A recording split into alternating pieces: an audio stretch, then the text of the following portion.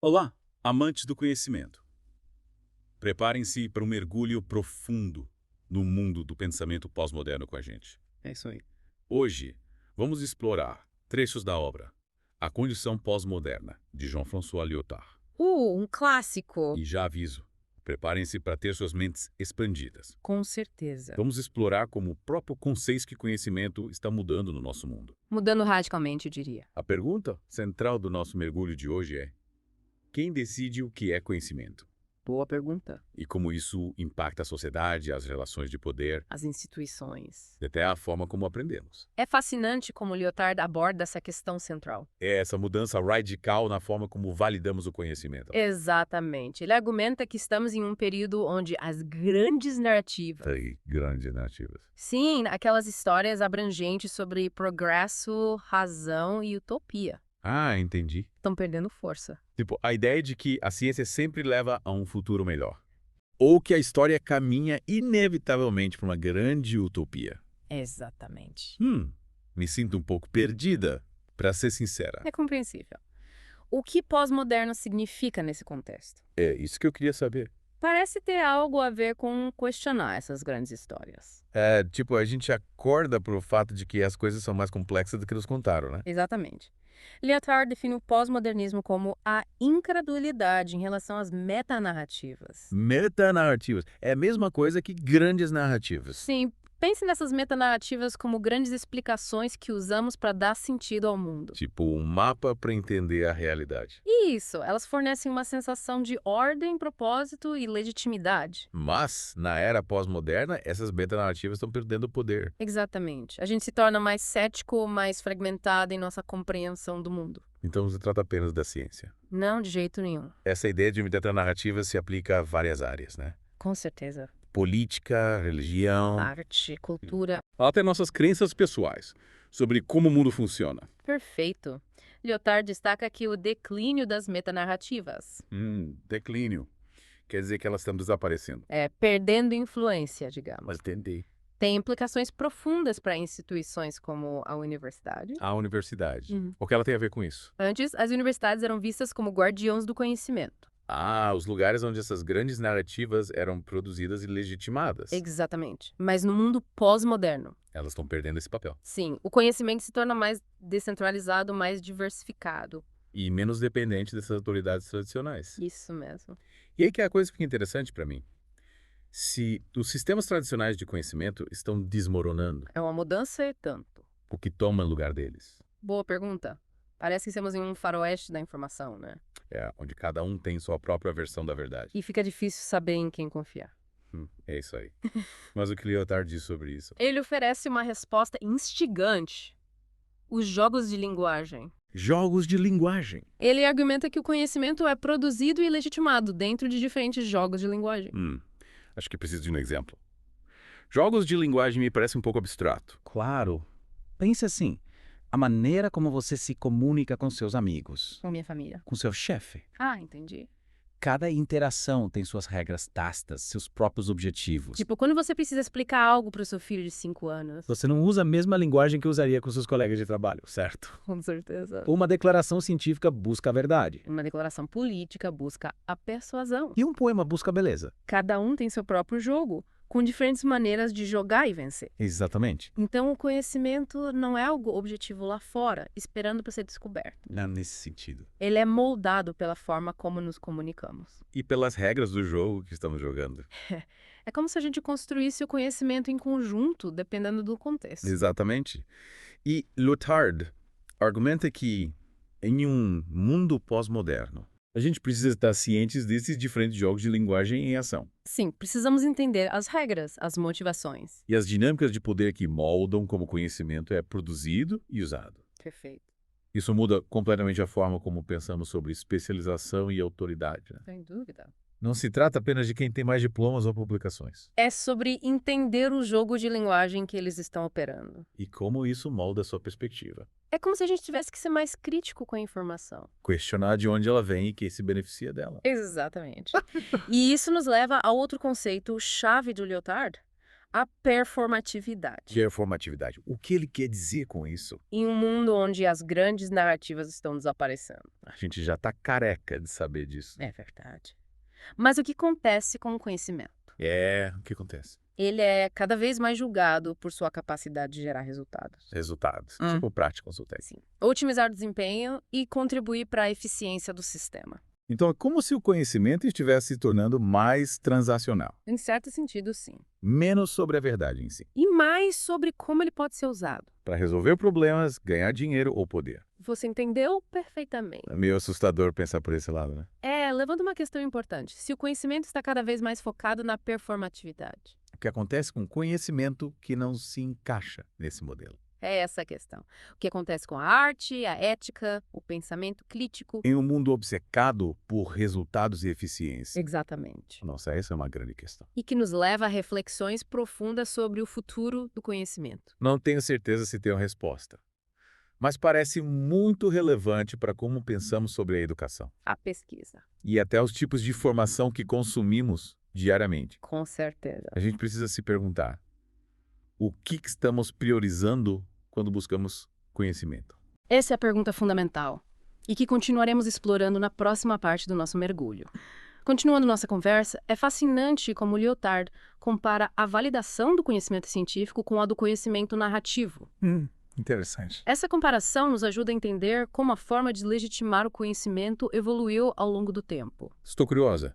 Como esses dois tipos de conhecimento se diferenciam em sua legitimação? É uma ótima pergunta. Parece que, muitas vezes, consideramos o conhecimento científico Ah, sim. como sendo inerentemente mais válido do que outras formas de saber. É comum pensarmos assim. Como as narrativas tradicionais ou o conhecimento popular, Exatamente. Lyotard aponta que conhecimento narrativo. tipo folclore. Isso. Folclore, mitologia. Ah, entendi. Geralmente possui sua própria legitimidade através da tradição. E da aceitação cultural. Isso mesmo. Yeah. É transmitido através de gerações. Muitas vezes, sem a necessidade de justificativas explícitas. Ou provas. As histórias que nossos avós contavam, por exemplo, Perfeito. carregam uma sabedoria que não precisa ser comprovada cientificamente por ter valor. Exatamente. Então, nesse caso, não se trata de provar a veracidade de uma afirmação É mais sobre o significado dentro de uma determinada cultura. ou comunidade. Isso é sobre uma compreensão e valores compartilhados. Não necessariamente sobre fatos objetivos. É como se a verdade estivesse na experiência coletiva, Na história que é contada e recontada. criando laços. E sentido de pertencimento. Perfeito. Em contraste, o conhecimento científico. Pelo menos em sua forma moderna. Sim. Depende de um tipo muito diferente de legitimação. Ele insiste em provas, verificação. Um processo constante de testar e refinar as alegações de conhecimento. Tudo precisa ser medido, quantificado, analisado. Isso mesmo. É aí que entra a ideia do método científico, certo? Exatamente. Observação e experimentação. A busca por evidências que podem ser verificadas independentemente. É como se a gente tentasse se aproximar da verdade através de um processo rigoroso. Eliminando as variáveis e os vieses subjetivos. Perfeito. Mas Lyotard destaca algo interessante. O quê? Mesmo o conhecimento científico. Os seus métodos rigorosos. Sim. Muitas vezes se baseou em narrativas para explicar sua própria legitimidade. Sério. Sempre pensei na ciência como totalmente oposta à narrativa. Pode parecer contraintuitivo. Uma é baseada em fatos, a outra em história. Mas pense bem. Quando a ciência quer justificar sua própria importância, Seu direito de existir e ser levado a sério. ela frequentemente recorre a narrativas. Você pode nos dar um exemplo? Claro. Lyotard aponta para a forma como a ciência historicamente utilizou narrativas de progresso. E emancipação. Isso, para se legitimar. Tipo, o iluminismo. Exatamente. A narrativa era que a ciência libertaria a humanidade da ignorância, E da superstição. nos conduzindo a um futuro melhor. Então é como se a ciência estivesse dizendo: confie em nós, somos a chave para um mundo melhor. É uma mensagem poderosa, com certeza. Promete esperança, um futuro mais brilhante, baseado na razão e no conhecimento. Com certeza. E é uma mensagem que tem sido usada para justificar a pesquisa científica. O financiamento. E até a expansão de instituições científicas. Mas com a crise das grandes narrativas. Essa forma de legitimação se torna cada vez mais frágil. Mas Lyotard argumenta que essas grandes narrativas estão perdendo o poder. Essa é a questão central. Então, se a ciência não pode mais se apoiar nessas histórias, o que acontece com sua reivindicação de legitimidade? Boa pergunta. em que podemos acreditar se não podemos mais nos agarrar à promessa de um futuro utópico moldado pela ciência? Essa é a pergunta de $1 milhão. E qual é a resposta? Lyotard sugere que, em um mundo pós-moderno, a legitimidade do conhecimento, Mesmo científico. sim, está se voltando para o que ele chama de legitimação por paralogia, Ok. De volta à paralogia, falando sobre isso antes. como a capacidade de pensar diferente, desafiar normas e criar novas ideias. Mas como isso funciona como uma forma de legitimação? É uma mudança de foco. Como algo se torna válido, se não se baseia em verdades absolutas ou em um consenso universal? A paralogia muda o foco da verdade absoluta ou do consenso universal para a capacidade de gerar novas ideias. E possibilidades. Isso. Lyotard sugere que o conhecimento, especialmente em sua forma pós-moderna, Deve ser julgado por seu potencial de abrir novos campos de investigação. sim, desafiar as formas de pensar estabelecidas e provocar o que ele chama de uma maneira diferente de pensar o pensamento. Então não se trata de todos concordarem com a mesma resposta. É sobre o processo, Trata-se de valorizar o processo de questionamento de explorar novas perspectivas. e de desafiar os limites do que pensamos que sabemos. É como se a busca pela verdade se tornasse um processo constante de desconstrução e reconstrução. Sem um ponto final definido. Exatamente. E Lyotard argumenta que isso é particularmente relevante em um mundo onde o conhecimento está cada vez mais sendo impulsionado pelas demandas da tecnologia, TI e eficiência. Tudo precisa ter uma aplicação prática, gerar resultados imediatos. É a lógica do nosso tempo. Falamos antes sobre a ascensão da performatividade como um critério-chave para julgar o conhecimento. Um conceito central na obra de Lyotard. Parece que ele está preocupado que esse foco na eficiência e nos resultados possa sufocar a criatividade. E o pensamento crítico. É como se a gente estivesse perdendo a capacidade de pensar fora da caixa, de questionar o status quo. Essa é uma preocupação fundamental. Ele aponta que os sistemas, especialmente em suas formas burocráticas modernas, Tendem a favorecer o conhecimento que pode ser facilmente controlado. sim, medido e usado para otimizar o desempenho, É como se o objetivo fosse fazer a máquina funcionar sem problemas. sem se preocupar em buscar a verdade ou desafiar o status quo. A gente se torna uma engrenagem do sistema sem questionar a direção que ele está tomando. Exatamente. E Lyotard se preocupa que isso possa levar a uma espécie de estagnação intelectual, Onde novas ideias e diferentes modos de pensar são suprimidos. em favor daquilo que já é conhecido e aceito, É como se a gente estivesse preso em um loop infinito de repetição. sem espaço para o novo, para o diferente. Então, como podemos escapar dessa armadilha? É a pergunta que não quer calar. Como garantimos que o conhecimento permaneça aberto, dinâmico? E capaz de desafiar os sistemas que tentam controlá-lo. Como podemos cultivar a curiosidade, a criatividade? E o senso crítico em um mundo tão padronizado e orientado para resultados, é aí que entra a paralogia. Ao abraçar esses momentos de dissidência, As ideias que não se encaixam perfeitamente na estrutura existente. sim, podemos resistir à tendência de sistemas de conhecimento totalizante, É preciso ter coragem para questionar, para propor novas ideias. para ir contra a corrente. Exatamente. É sobre celebrar o inesperado, Ou não convencional, as ideias que podem não ser imediatamente úteis. mas que tem o potencial de romper e transformar nossa compreensão do mundo. É como se a gente precisasse resgatar a beleza do caos, da imprevisibilidade. Daquilo que nos tira da zona de conforto e nos impulsiona para frente. Bem-vindos de volta ao nosso mergulho profundo na obra A Condução Pós-Moderna de Lyotard. Isso aí. Que viagem. Como prometido, vamos nos aprofundar em exemplos específicos de como essa mudança pós-moderna impacta a ciência e o conhecimento. Estou particularmente intrigada com a forma como Lyotard aborda a relação entre ciência e tecnologia. E a economia da produção de conhecimento. Isso. No nosso mundo, essas coisas parecem estar totalmente interligadas. Você tocou em um ponto crucial. Lyotard argumenta que, à medida que o conhecimento se torna cada vez mais ligado à performatividade, E a eficiência. sim, ele também se torna mais suscetível às forças do capitalismo. E a busca pelo poder. Exatamente. Ou seja, não se trata apenas de descobrir a verdade por si só. É sobre o conhecimento como uma mercadoria. Algo que pode ser comprado, vendido e usado para obter vantagem. Isso, É como se o saber se tornasse um produto. sujeito às leis de mercado, oferta e demanda. Faz sentido? Exatamente.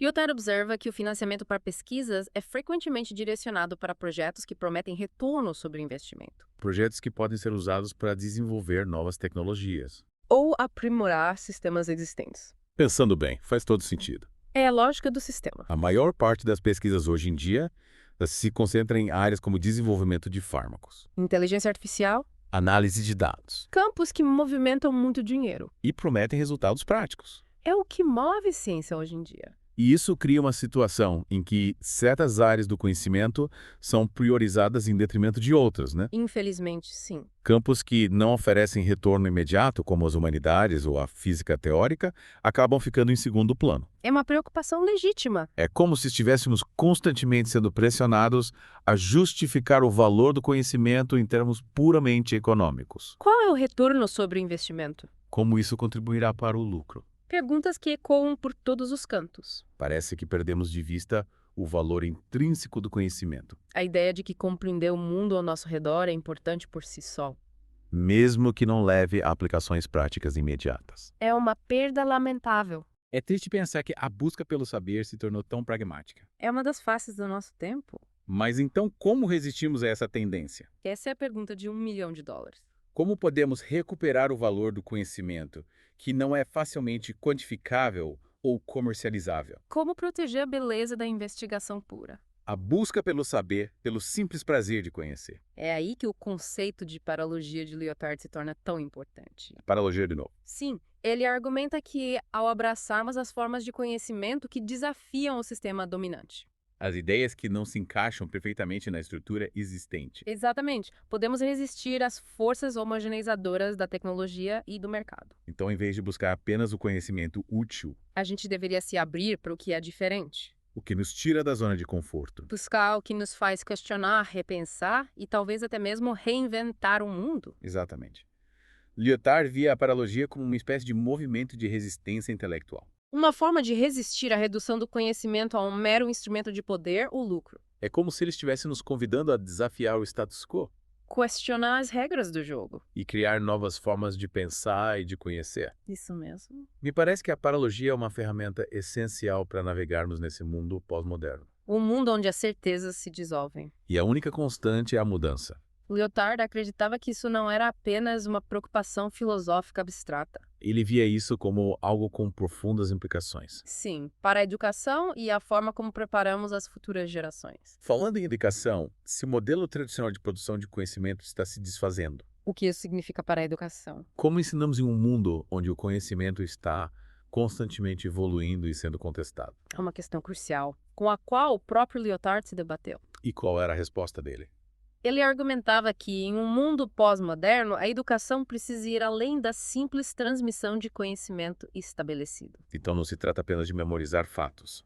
Ou dominar um conjunto fixo de habilidades. O que realmente importa é cultivar a capacidade de pensar criticamente De se adaptar a novas informações. e de se engajar em um processo de aprendizado contínuo. Exatamente. Lyotard imaginava um tipo de educação que promovesse o que ele chamou de uma maneira diferente de pensar o pensamento. Ou seja, em vez de apenas fornecer respostas prontas, A educação deveria nos ensinar a formular as perguntas certas nos dar as ferramentas para questionar, investigar, e construir nosso próprio conhecimento. e acreditava que esse tipo de educação exigiria uma mudança fundamental. Na forma como pensamos sobre o papel dos professores, dos alunos, O próprio propósito da aprendizagem, a sala de aula se torna um espaço de diálogo, de troca. de construção coletiva do conhecimento. Exatamente. É como se a gente precisasse desconstruir a figura tradicional do professor como detentor do saber. E do aluno como receptor passivo, Em vez disso, construir um ambiente de colaboração. onde todos aprendem e ensinam ao mesmo tempo, Exatamente. E Lyotard acreditava que esse tipo de educação é essencial. para preparar os indivíduos para participar plenamente de uma sociedade pós-moderna. Uma sociedade onde o conhecimento está em constante mutação. E a capacidade de se adaptar e pensar de forma diferente é primordial. Nossa, essa exploração da obra de Lyotard foi realmente fascinante. A condição pós-moderna de Lyotard oferece uma análise instigante dos desafios e das possibilidades de um mundo onde as antigas certezas estão se desfazendo e novas formas de conhecimento estão surgindo. Sendo que ganhou uma nova perspectiva sobre a natureza do conhecimento. E seu papel no nosso mundo, É um lembrete de que o conhecimento não é algo estático. mas um processo dinâmico. Uma interação constante de ideias, perspectivas e relações de poder. E ao abraçarmos os princípios da paralogia, Ao questionarmos as grandes narrativas que moldam nossa compreensão. podemos garantir que o conhecimento continue sendo uma força para a criatividade, a inovação e a transformação social. Obrigada por se juntarem a nós nesse mergulho profundo no coração do pensamento pós-moderno. Esperamos que tenham apreciado a jornada. e se sintam inspirados a continuar explorando essas ideias em suas próprias vidas. Lembrem-se, em um mundo de constante mudança e incerteza. A capacidade de pensar diferente é mais valiosa do que nunca. Até a próxima! Mentes inquietas. Mantenham a curiosidade acesa e continuem questionando.